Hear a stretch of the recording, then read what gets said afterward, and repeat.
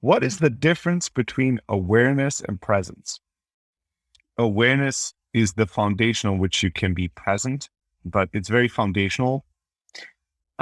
It's interesting. Precision of language is a funny thing because again and again, I discover or uncover the imprecisions in my language. And awareness and presence are two words that I definitely have used interchangeably in the past, where now I don't think that makes any sense because those are Yeah, they're not different. the same thing at all, right? They're very, very different.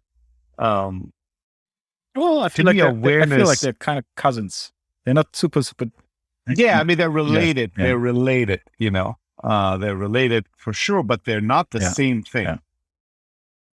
And to me, awareness is about the, the becoming, transforming into the observer, the one instance above the beingness of yourself, where you can see, hear, feel, and notice way more than you usually would, right? You're really wide open to perceive, to be aware, to notice. It's more of a curiosity. It's more of a willingness to find than necessarily a question that you ask for it to be answered. So you can walk down, nature and practice awareness and just feel the energy of the trees, the wind, your breath, the tension in your legs, many things at once. And what you notice and how broad and wide your awareness grows and how much your awareness can hold is part of kind of the exercise, but it's sort of an unfolding of sorts. And it's seeing how much broader you can make the vision of, like, almost like, typically during normal day-to-day living, you look through a very kind of small circle through a board. And then when you practice awareness, that means how much broader can you make that circle until eventually, you see everything, right? Or you have like a whole range of you. And with awareness, it's not just the seeing, it's the sensing, the feeling, the noticing of things. Presence to me is about using awareness. Once you have awareness, laser focusing it on one thing, right? It means like it's very directive. When I'm present or when I have presence, I am focusing my awareness on something and nothing else. And I choose that. I choose where I focus on and I'm fully focused on, right? Yeah. So it's like a laser beam. One thing is a laser beam. Another thing is, I don't know what would be a good example for something that receives more and more data, like opens up maybe a funnel, a bigger and bigger funnel through which the world can be filtered through or captured. I don't know, maybe a net, right? Awareness is like casting a broader and broader and broader net and catching more things. And presence to me is like a laser beam. It's like pointing your awareness on a very narrow area to one thing or one person and being fully there, like 100% with all the cells in your body there and present for that experience, for that thing. And when you don't have awareness, without awareness, you cannot generate the focus to create presence, right? But you can have awareness without presence. And it actually is a totally different state, or not totally different, but it is distinctly different state related. Like it feels somewhat similar, but distinct, but it's much more, awareness is receiving and presence is giving in some way. Like the arrows point, away from you or towards you. And practicing awareness for the last couple of days, where I now start my day going on a walk through nature, through a trail at the river, and practicing nothing but loving awareness. It's being as broad in my perception as possible, like noticing the people, the trees, the river, the wind, all things as much at once as possible with as little judgment, thought, focusing on one thing, evaluating as possible, and trying to hold as much of the world and as much of myself at once in that awareness. And sometimes I can notice that I switch, either I can do one or the other. And then as I practice the balancing act, then eventually I can fully feel my breath, my legs. I can hear the sound of my walking while I see the trees and the light. But it's always I put more things in the basket, more, and then eventually it overflows and flips, or one thing in the basket pushes everything else away. And now all of a sudden I'm focused on that one thing, and then I have to come back and like opening the basket for all the things. And then there's also this perceiving and being aware, but then that creates like almost like echoes within you, which are now again your own constructs, which take away from, awareness again. And it that for me is like the most tricky part about practicing this almost. Because as the world around you moves and flows and things pop up into your sight, into your sphere of awareness, many things, different things have different magnetic power, right? So, maybe as you walk through the forest, you could hold many, many trees at once that are glittering in the sunlight, and it just like it feels like one big organism. Maybe that's easy. But as people pass you by, it's going to be easy sometimes to just perceive them without a magnetic force focusing your awareness or your attention to one person or one thing or a judgment or a thought or an association. But inevitably, some people will move and talk and look and do something that will magnetically pull you to them, right? Like magnetically pull your awareness to them. Or there's going to be a bicycle that rides very close to you, and all of a sudden, you're not at everything. You're not aware of the whole world around you. You're zeroing in on the danger on the bicycle or on a dog or whatever it is. And it's the constant, the moment you noticed that something magnetized you, and now you went from like just being there and holding everything to flying towards a thing and attaching to it. The moment you realize that, it demagnifies again, magnetizes again, and boom, you're back into the game, walking awareness, being awareness. And then it requires great trust and surrender, and like a sort of elegance of letting go, to not stumble over all the first game that you play is to not focus on something, right? To not judge, to not think, right? That's game number one. But then game number two is to not, when you do it, trip over why you did it. So there's some people that then go mad with it. Why are you always looking at, I would even put like one game in between that's like just noticing, because sometimes even you do it, but you don't notice, right?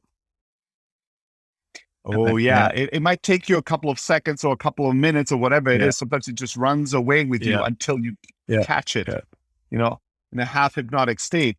So that's there. Then there's this I don't have, or I'm not aware of it, but some people get into like a self-judgment argument, feeling guilty or angry. Why did you always look at, little dogs, they're that kind of a thing. Then sometimes there's an analytical mind that can happen to me where it goes, I've looked at this woman, come back to awareness. And then there's a part of me that's like, what was it about this woman that caught you? Or, did you notice you always look at the dogs? It's probably because when you were a child, and then, my analytical mind wants to analyze, why was this, why did this take you out of awareness? Is there a pattern? Is there a reason? Is there history? Is there a narrative? And then stopping that as well. That's interesting. The different flavors. Like for me, it's mostly like stories that come up where then I imagine like interesting. There's different games our Mhm. mind wants to play. It's like this really hyperactive puppy that's just like everywhere there's balls, everywhere there's like things to play and chase. And we're trying to get that puppy to be quiet. And it is, but constantly there's like these shiny toys that are being thrown around, and then these like yummy little snacks. And the little puppy's like, oh my God, oh my God, oh my God, I catch. And then it just runs away, runs Yeah. away and catches something. And then you call it back and it comes back and you take away the thing. You're like, slow down, sit down, calm, come. And it's like, I'm calm, I'm calm, I'm calm, and calm. And then there's another dog running by and it's like, I'm calm. Just runs away. That's basically what you do. And doing that, this connects to the conversation we had yesterday about the power of patience, but also what makes patience powerful is the attitude with which you wait, not just how long you wait or that you wait, that you're quiet, that you're still, that you're, and the way you train yourself in awareness requires a great level of patience in that as you keep running, as the little doggy of you keeps running away and can't contain itself, you have to have unlimited love for the game and accept that this running away is not failing. It is part of the game, right? And also the differences, comparisons. So I did this 2 days ago where I went on this awareness walk, and it was amazing. My mind was pretty quiet, and I was, pretty good at just feeling and sensing. Still kept going to places, but it was very gentle. Everything felt pretty gentle. And then the very next day, I do it again, and it was not gentle at all. And this is very difficult to accept. I think we humans are maybe okay. I mean, we're never okay with struggle. We're never okay with struggle, but what makes struggle worse is when it's in reverse. Like if it's unexplainable, right? And like we're not okay struggling at the beginning, but we're sort of okay with struggling at the beginning because we understand that it's the beginning. But as we do it more and more, and as then we see success, when we regress and we feel like, well, last week I was better than this week at this. Yeah. How is this possible? Am I getting worse? That's so much harder for us to deal with and to handle. Like, it's okay if the first time I did it, it sucked, but it's not okay if it was awesome and the second time sucks. That's much worse. Every time you do it, it gets worse and worse. That's not something we are equipped to handle, to deal with as humans. We quit when that happens. Or when it's unexplainable. And that's also part of the practice. It's a similar thing when you do physical exercises. Yeah. I mean, all kinds of sports are the same way, really.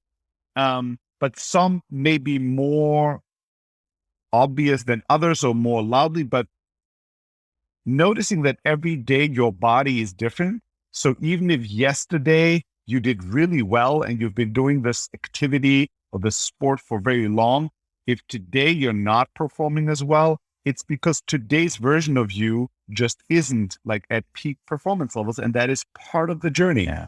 If you stop when you're gyms doing were poorly, closed here. you'll never get there. Gyms were closed here because of COVID for like 8 months, right? And then they recently reopened and I go back and I had notes where I know like, okay, every day was so and so minutes of this kind of cardio, the weights, it's this, so many minutes of that weight. And when I came back again, I was like, okay, let's start at a somewhat lower level again, especially for the weights, right? And the cardio anyway, I know I start much lower and I'm like, fuck, okay, this is so, and then accepting that and making peace in your mind with that, like, okay, I was already here and now I'm fucking there. It's like, okay, back to second grade, sitting there as a grown-up man, A, B, C. It's really painful. And then you, obviously, you then project your own judgment onto everybody else. And as you go and pick up these really, pitiful light weights, you think, Well, if I could just tell all of you that this is just because this is my first day back at the gym. You almost would like to have like a T-shirt that explains, that explains everything to everybody. Funny. Like, can I just, I don't have that, but can I just have like, yeah, but so there are all these games and traps we can stumble over when we attempt awareness and presence, and awareness and presence, just like mindfulness, right? Or maybe in a simpler term, like meditation. This is the one kind of thing that you cannot get better at. Like it's not, and it's so contrarian to everything else we do in this world and in today's world, that doing something where the longer you do it, you don't get better at it, you're not an expert, is something that is impossible to comprehend for most people. So there's the kind of people that then just pretend it's so. So they're like, for meditation, I've been meditating for 5 years. I know everything about meditation. Like, all right, you obviously know nothing about meditation. But even saying for how many years you've been meditating is sort of like in that moment, you're not mindful and it's not a good meditation. Like holding on to some kind of a status, like counting the days, is as if it's something that can be counted, right? Or most people who attempt to go into this modality where it's more about being than doing something, and it's about experiencing who you are in this moment as non-judgmentally as you can, and then noticing that you stop noticing, and then notice that you did judge, right? And then let go of both of these quote-unquote mistakes, letting them go. Your point is not to fix them, repair them, but to let them go, forget and forgive them, and then just accept the next moment in full presence, with no agenda, with no judgment, with no thinking. And then the very next moment, notice again that you lost it and you started judging again or thinking. That is something that as people try it, they struggle. And as they struggle, they go, I'm just not good at this. The amount of people I heard say the words, yeah, I tried meditating, but it's not for me. I'm not good at it. It's like, how could you not be good at it? Like good at meditation means you sat there and you were breathing, right? And even if at every breath you thought something, and then at every other breath you judged your thinking, you're still meditating, right? Like you weren't doing it poorly if you noticed your struggle. Yeah. If you noticed that it sucked, you did it well as a Zen Buddhist master. You noticed yourself, right? Congratulations. That's pretty much it. Yeah, you right? just now you might have noticed today. Right? It's just you're doing the practice. Yeah. But it's a sort of practice that is where the practice itself is the outcome and not an acquisition of skill or an improvement of skill. You're not practicing to get better. You're practicing to practice. Yeah. And that, where does that exist in any other area of our lives? Almost nowhere, right? And it's the way the world is designed, nothing or very little things exist, and they are fine just existing. Right? I can see. We want to do them every day just to do them. Yeah, I can see some kind of whatever organization where it's like you got the blue meditation belt, and then while you meditate, they kind of put some little electrodes to your head and they measure the brain. Okay, you get the blue certified meditation. Did you know that I'm a 3rd degree meditation black belt? I got it not from the Zen Buddhist Association. I got it from the Master Zen Buddhist Association in New York City. So I do know a thing or two about mindfulness, and I can teach you. And it's great, like and the other thing, again, with meditation, you could be meditating, or you could be you could be walking in doing an awareness walk the way I did it, or do whatever. And you do it for days and days and days, and you feel very connected and very calm and very gentle. And then you start feeling very, overwhelmed or very disjointed or very disoriented or stressed, where at the end you feel more stressed than before because it was so stressful to meditate, because your thoughts kept coming and you kept throwing them away, and it just they kept attacking you, and it was a fight you were losing. You're drowning in this like battle of more and more thoughts attacking you. And at the end, you're exhausted. And you're like, I can't be doing this every day. This is exhausting. The thing is, this exhaustion was not something that the meditation created. It is something that the meditation uncovered for you. It's something that was going on before and will keep going once you start distracting your mind subconsciously again. It's just that through the mindfulness practice, you now know. You cannot not know anymore. Now you know that your mind is going crazy right now. And now you would have to decide how to deal with it. And it's difficult because, especially when our minds are a mess, we don't want to fix it because our minds are a mess. It's like when the inmates are running the asylum, they're not making the decision to give back the keys to the administration. Why? Although they know bad things will happen, well, because they're the inmates. Like when we're in a bad state, we know we're in a bad state. We know that what we want to do next is going to be bad. And we know that we still want to do it and we'll proceed with this. Because the state dictates what we'll do. So it can be very painful to do meditation. Notice that you're in a really shitty place. And now what? The problem is that now you know. It's kind of nicer when you don't know. And then you hit rock bottom, and then you'll have to deal with it. You kind of, while you fall, if you're in a sleep while falling, there's a beauty in that. I mean, it's going to hurt once you land, but the entire time falling is not going to be that terrifying. You are asleep.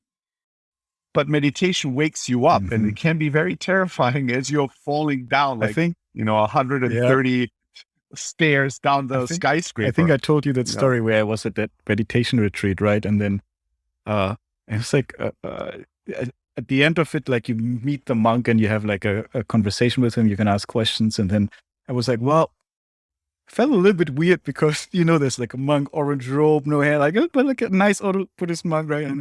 But I was thinking so much about sex, right? At the meditation, I was like, well, I was thinking, like, I never thought so much about sex as I did like during the last couple of days, right?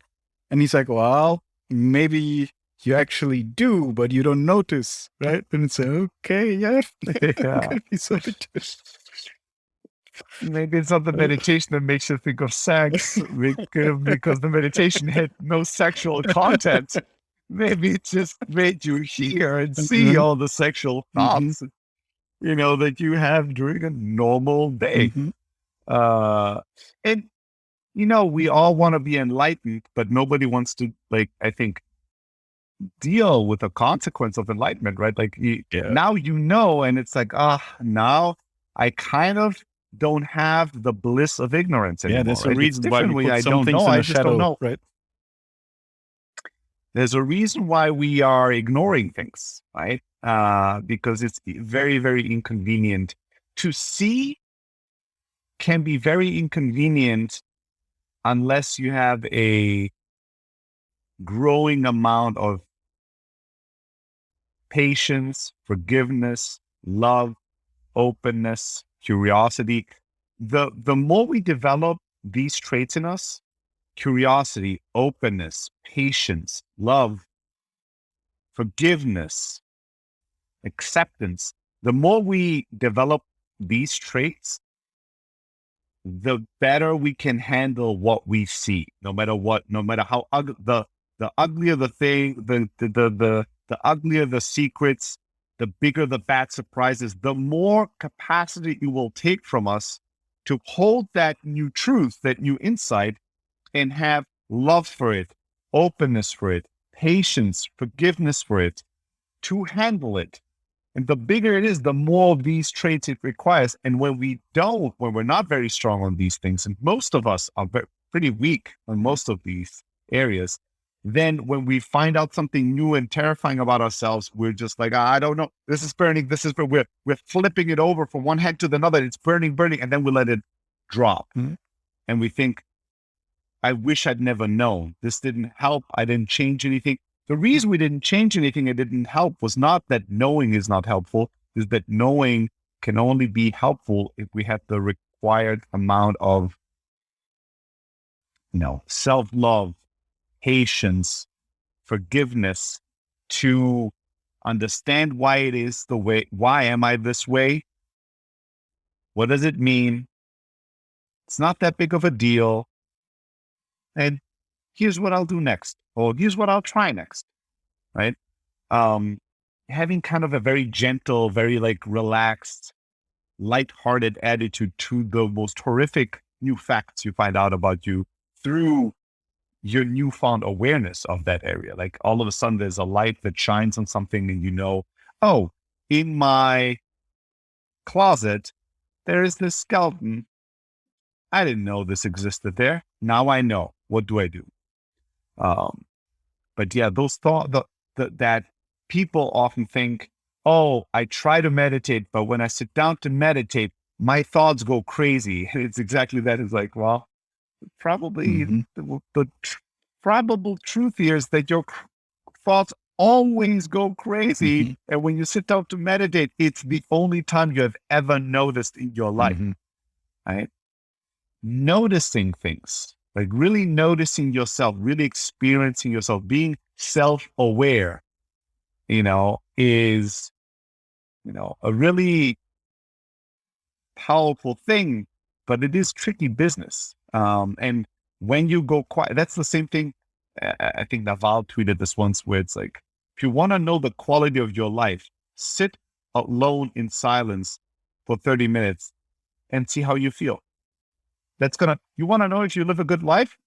Sit somewhere in silence for 30 minutes and see how you're doing, right? How are you doing? Are you panicking? Are you bored? Are you nervous? Are you afraid? Can you even bear half an hour of silence? In today's world, you take 100 people, you tell them to sit somewhere randomly and not do anything for half an hour. And it's not like some kind of stimulating environment. They can be on their phone. Just sit there. And many people will not be able to finish 30 minutes. They will decide to stop the experiment and pick up their phone or call somebody or move somewhere, eat something, do something, right? Sitting half an hour just being bored. There's a mindfulness exercise where it's like practicing boredom, daily practice boredom. And the whole idea is you take an hour a day. Now that's extreme. Some people reduce it down to 30 minutes. Some people start with 15 minutes, but you take an hour. The goal is in that hour to not do anything, right? And that includes, to be hyper mindful. That includes to be like, oh, I'm just going to notice my breath and sit here inside. That's meditating. That's not doing nothing, right? So it's the art of just sitting there and looking around the room and waiting for the time to be over and just allowing random thoughts or bad feelings. You can be, I think, playful. Most people will anything that turns this to play or makes it more interesting is fair game. Not, I'm going to solve math problems, right? That's doing math, or I'm going to think about this problem I have in my marriage and then solve that in my mind. That's also not doing nothing. It's solving math. But I'm going to start, looking at the pattern of the wall, and I'm going to start seeing little faces in it. And then I'm going to think about these faces having a conversation, what their names are. That's fair game. You're bored and you're just fantasizing. What kids right? do. That's something that yeah, exactly. When kids are bored, that's exactly what they do. They just look around for anything that they can turn in their mind into play, right? That's cool. And some people do this as a 30-day challenge where you have to be bored for 30 minutes for 30 days. Go. And it sounds laughable. And it sounds like it should be the easiest thing in the world. But today, and in an increasing fashion, this is going to be black belt shit. there's going to be, I've been saying this for 7-8 years now, that in the future, there's going to be seminars, workshops, schools, courses, spas, where we're going to be going to be offline, to just be offline. And it sounds laughable, but having told, like 200 years ago, if you told somebody that you're buying a book to learn how to eat, I mean, it'd be insane. It'd be an insane statement. What do you mean, learn how to eat? There's nothing to learn. You just put it in your mouth. But I want to know what is good to eat. What do you mean what is good to eat? What's available is good to eat. Anything that won't kill you is good to eat. What are you talking about? Learning to eat. And now we have like books, courses, industries, experts, nutrition. What is all this shit, right? Same thing with like exercising. It's insane. A couple 100 years ago, you told somebody, go to a place and you pay them to lift heavy stuff a couple of times up and down, and then you leave that stuff there, and you leave, and then somebody else comes and pays them to lift the heavy stuff a couple of times up and down and leave again. It's insane. What do you mean exercise? Exercise is a completely insane concept. I even remember reading the Nike founder's story, right? And then he talked about like when jogging became a thing in the US at first, people looked at this like crazy, like, what, you're running, but not away or towards something, but you're just running for running. And now it's like, yeah, of course it's jogging, but it's kind of funny to think, oh, this is how people thought about it when this first happened. Like some people running for no reason. It is insane. Somebody invented this, right? Somebody came up with the idea of this because of the insane and inhumane world we live in, right? We live in a world that is not designed for humans anymore. And so we need to then design solutions so we feel a little bit like humans again, right? We don't see sunlight, so just take vitamin D pills. And we don't get exercise, so just run in circles inside of a building and pay them $100 a month for it. You know, we don't know what to eat because we have too much and it's too shitty. So buy this book and go sign up for this online course and then pay this personal nutrition coach to help you eat the right stuff. I mean, that's all insane.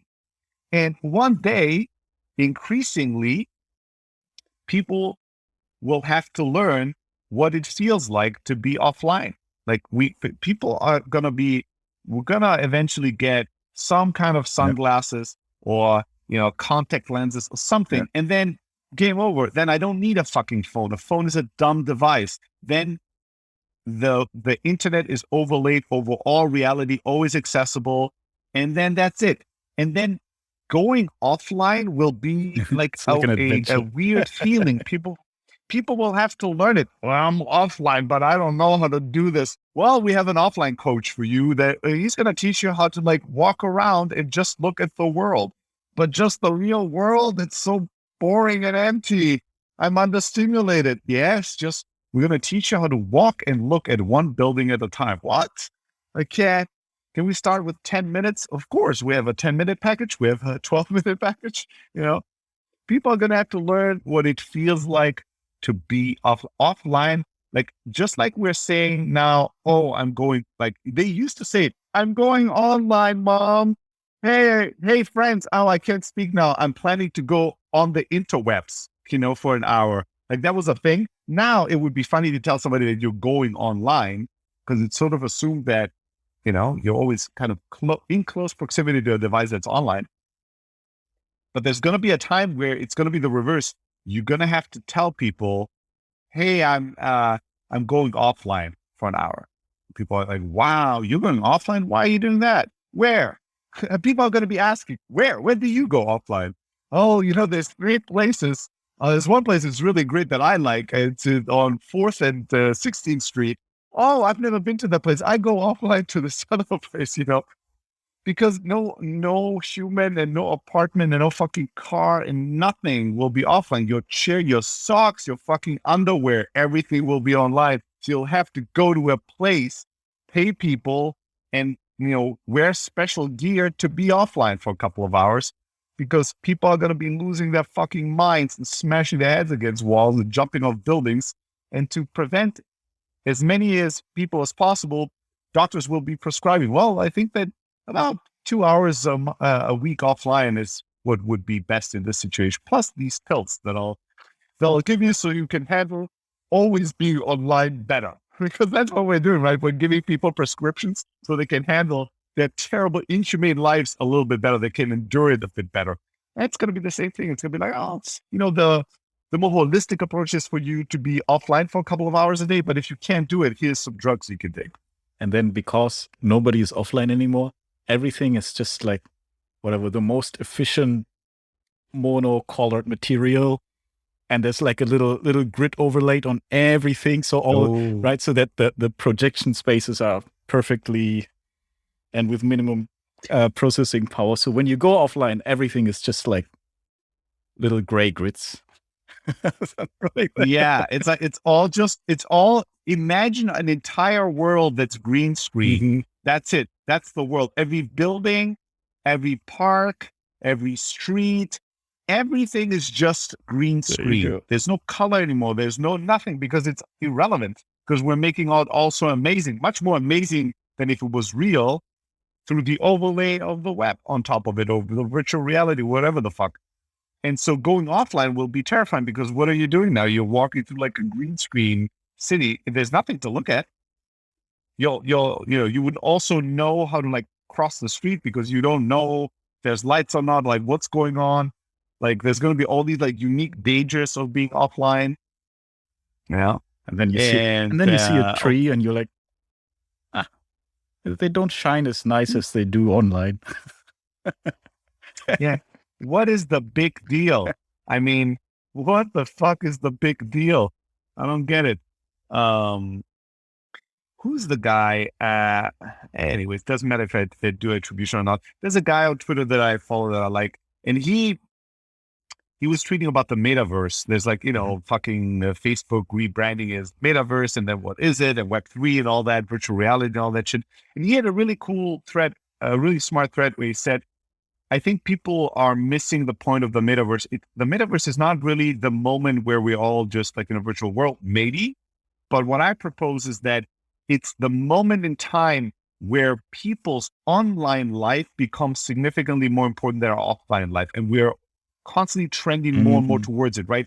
When you make most of your money online, when most of your friends you've met online, when all your social status is online, like all of a sudden, your NFT icon is more important than a Porsche because the NFT item will get you all this attention online where all the women and men are and all your friends versus your Porsche, you're going to drive it in the city, but it's going to be just a couple of hundred people versus online, your profile, you have 100,000 followers, right? It's much more important how you flex to them.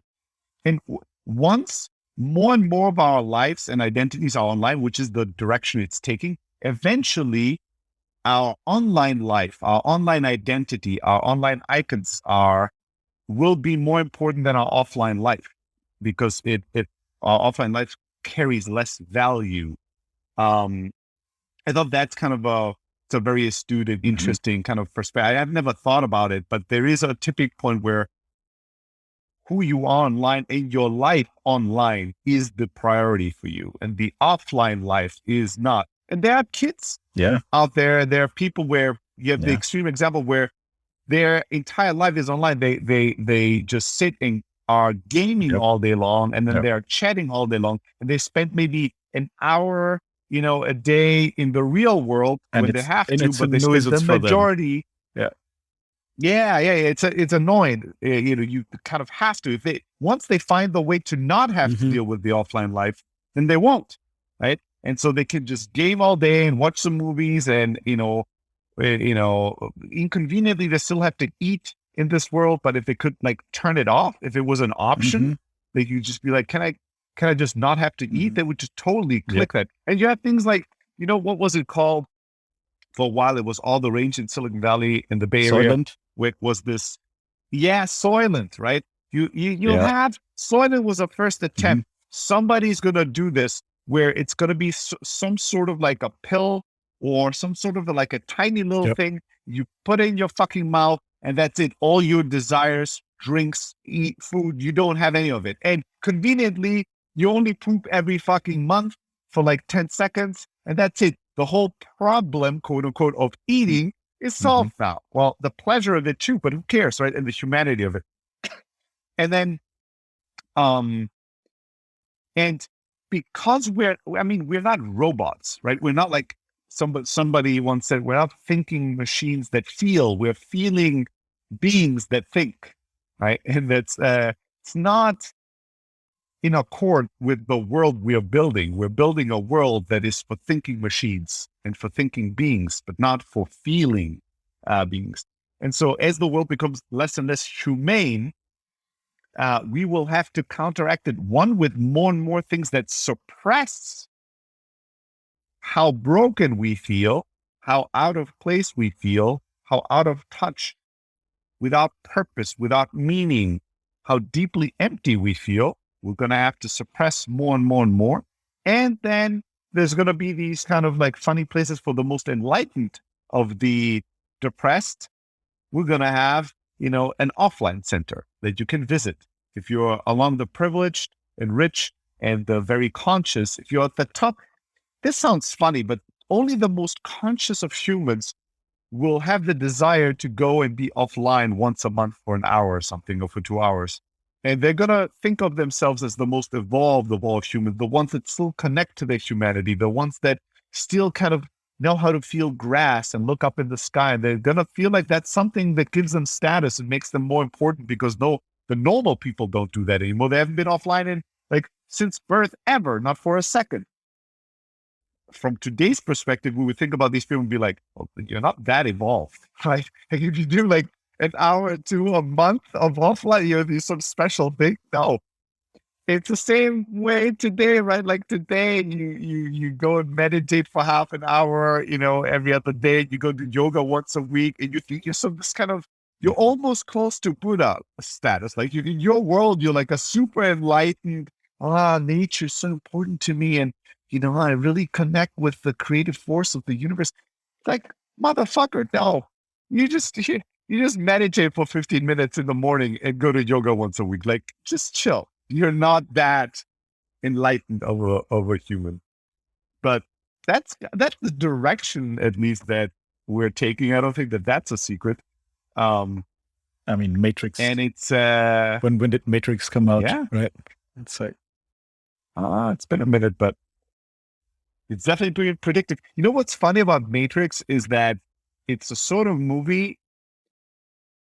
It is probably the last movie of its kind where when Matrix 1 came out, people did not know what the movie was about. They had no idea. And they ran the only thing you would ever get as information before going and watching a movie would be the poster and a trailer. And for Matrix, they deliberately made the decision to make the trailer something that made you go, this movie is about something science fiction, something. It's called Matrix, but I don't know what it is. Nobody knows what the Matrix is. Like the whole movie plot was a mystery, so they couldn't tell you what the movie was about. They couldn't say the movie's about the future where the machines rule the people, because then you already know what the Matrix is, or you'll suspect. So you knew it as a sci-fi movie, and people did not know anything else about it. They're like, no fucking clue what this movie is about. And as they would go in, they would be completely surprised by the plot. Like the whole movie, the reveal of it would be like mind-blowing. What the fuck? And then they would leave the theater, and for the rest of the day, they were freaked the fuck out. You'd be in an altered state of mind where you looked at reality for the first time in your life, suspiciously. I wonder, how do I know that this reality is real reality? Tell me a movie that is able to create that level of mindfuck, that level of altering people's state, and that consistently, not that one person really loved this philosophical movie and thought deeply about the meaning of life afterwards, but that every moviegoer, no matter how uneducated, no matter how uninterested, young, old, they all went in, and all of them went out and were freaked the fuck out about life and what reality really feels like. That movie was amazing. It was like, and it will never, there's never going to be a movie like that again. Like, we already know everything about every movie before it comes out. Like, how about, I feel like Avatar had a little bit of no, I feel like No. You're way off the mark. Okay. Avatar had the whole, wow, a 3D movie. Look how cool it looks. I've never watched a 3D movie that looks this cool. But the storyline, the plot, you didn't walk out of Avatar and you were like challenged by your own sense of reality or the meaning of life. Right, but there was this kind of like different world where you almost felt like, wow, I want to be there.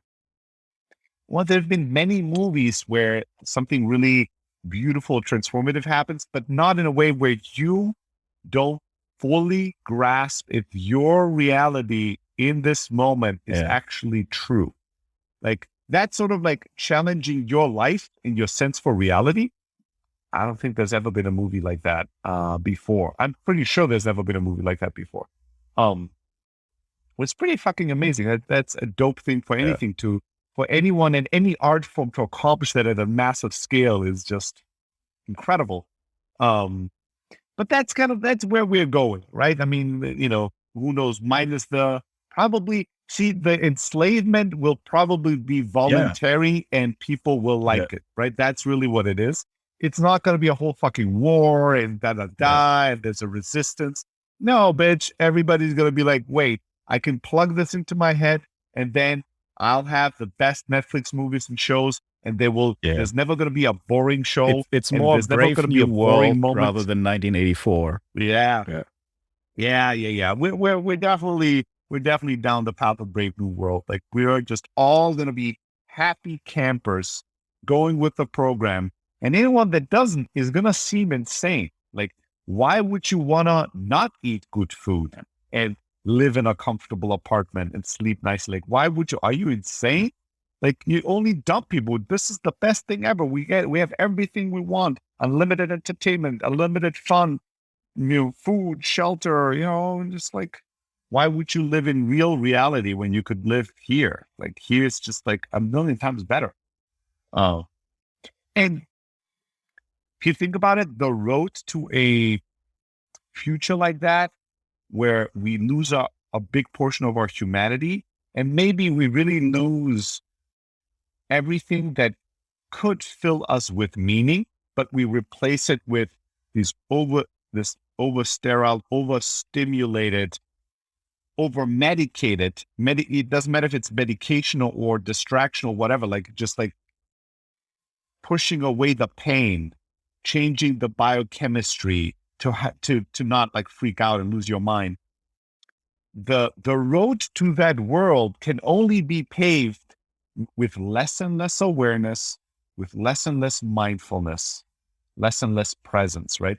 As you take away awareness and mindfulness from humanity, so humanity speeds up its march towards that future, right? And needs that future really to come quicker. Like the more I'm on my phone and on my tablet and gaming, the more of that I need to handle my anxiety, to handle how terrible my body feels because it has moved in fucking 10 hours of just looking at a screen, right? The more I need and addicted I get. So this voluntary Brave New World comes about because of the way that technology is eradicating awareness and mindfulness in our daily lives. It chips away at it, a little bit away from there, a little bit, now I still remember a time where when I was waiting for the bus, I had to just wait. Mm-hmm.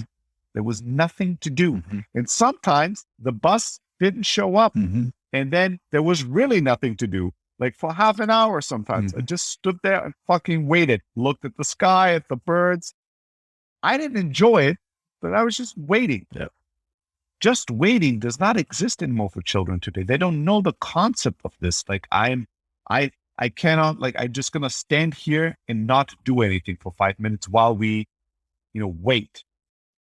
So many things have been chipped away and eradicated. And with them, what goes with them as a byproduct is our awareness, is our mindfulness, is our ability to be present. And as all these things go, the more we actually need that future to come and to take care of us, because we can't take care of us anymore. And then as this plays out over time. Also, like you said, 10 hours, you don't move your body and then you feel really shitty, right? And then you do that over, 10 years and your body becomes this weird thing that really now is just a nuisance, right? It's like, you don't. Yeah, the longer these are all momentum-based, self-perpetuating systems that where one thing leads to an amplification of the next, which leads to the amplification of the first thing, and so on and so forth. Yeah, Maybe like you wear some suit that's like our whole electrostimulating your muscles just to a, survival necessary level. and even that shit already exists, right? There are these places where you go and you wear a suit, like a diver suit, and it's connected with a million cables, and it's the workout of the future. I mean, this has been around for a number of years now, where you do a 25-minute workout that is supported by these electroshocks that are stimulating your muscles, right? You're holding, there's a different positions you have to hold, and then the electroshocks stimulate your muscles and contract them and all that. And they market it as the workout for the busy. It's like a holistic, perfectly healthy, safe, you're not going to get injured workout for the busy. What if you could get your whole body to be worked out like a 1.5 hour workout if it was just 20 minutes? There you go. Okay. In Germany, there's a bunch of places where I live. Today, I passed my building gym, and as I was looking inside, there was a personal trainer and there was an old lady, and she had a suit like that on, right? So this already exists. It is just that it's not good enough yet. So they have to work really hard to market it, I think. Euro was actually doing that for a while, like for a year or two. And he was saying, it's not as good as if you really worked out, but I do it once a week. And it's sort of, I get the feeling that it's way better than if I didn't do anything. I'm like, well, if you went to go on a walk for an hour once a week, that also would be better than doing nothing. Like, okay, I don't know. So they're smart, amazing humans that do this. And it already exists. And it's just not as good as real workout. But as soon as it gets a little bit better and a little bit more convenient, I don't know how, like also less awkward. I think people still feel awkward when they go to these places and then they have to wear a fucking like weird suit with cables on to do the workout. That's why also they can never do a workout. And it's probably not the only reason, but this is the kind of gym that is very small, that looks almost like a little boutique. And there can only be just like 2 or 3 people that work out. And you always work out with the trainer because it's just 20 minutes and the trainer is going to be telling you, go down to a plank or move your left hand this way or that way. I think it's not just because you need the trainer. It's probably also because it would just be so awkward to go there and stand there with a suit or by yourself and then just do the weird movements. So by having somebody that looks very professional, they all have polo shirts on and like a little clipboard and stuff. By doing that, it feels like very like scientific, sciencey. Oh, we're doing this. I'm being coached by this cutting edge science workout program. But it already exists. Yeah, the future's already there, just not evenly distributed in this sense. But we'll have to, I mean, every mind, your own mind, will have to be the resistance to this, right? If you want to hold on to your humanity,